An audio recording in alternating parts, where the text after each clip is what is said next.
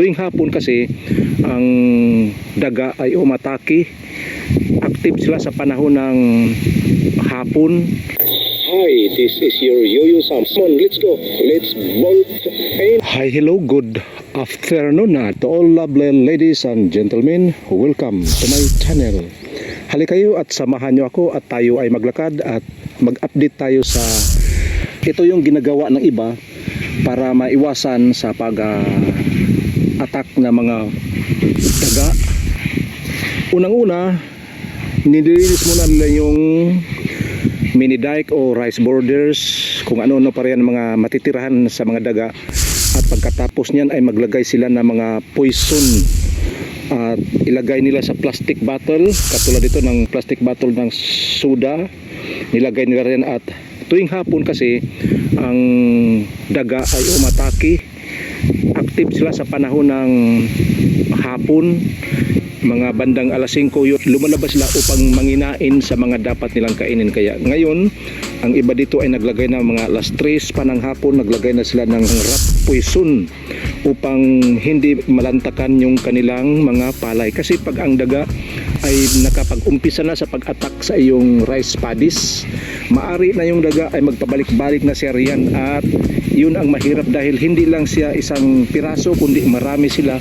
Yung mga daga pa naman ay hindi nakain lahat ng kanya, kumbaga sa kanya binabali lang nila, sinasayang lang nila yung isang uhay o isang steam nudes na mayroong bunga, at yun ay binabali at minsan ginagawa nilang bahay, ginagawa lang nesting. At upang maiwasan ang pag-nesting ng mga daga sa iyong palayan, maglinis ka dito sa rice paddies, rice mini dike. Lahat-lahat ng mga damo dyan ay dapat mong linisin upang mas madali silang makita. Maari yung mga daga nito ay nagtago dito sa ilalim ng mini dikes, at mayroon man yan silang mga butas, at pag kahapon yan ay lumalabas sila at nanginginain. Yun ang kadalasan ginagamit dito. Ang mga pain naman ng daga, ginagamit dito yung itim. Hindi sila gumagamit sa kulay puti. Yung itim talaga ang mas malakas at mabisa.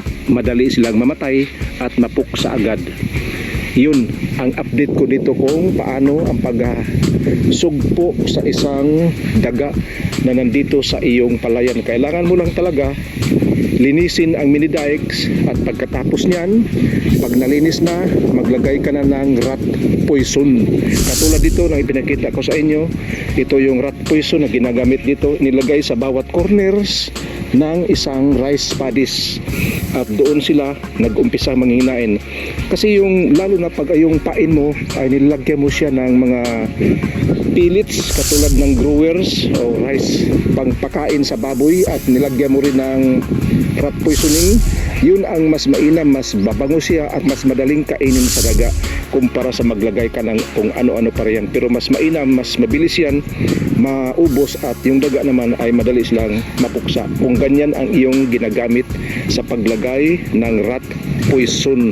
So yan lang aking update muna ngayon dito sa pagsugpo sa isang daga, kung ano ang dapat gawin sa mga daga na nag-infested na, nag-umpisa na sa pag-infest sa iyong palayan.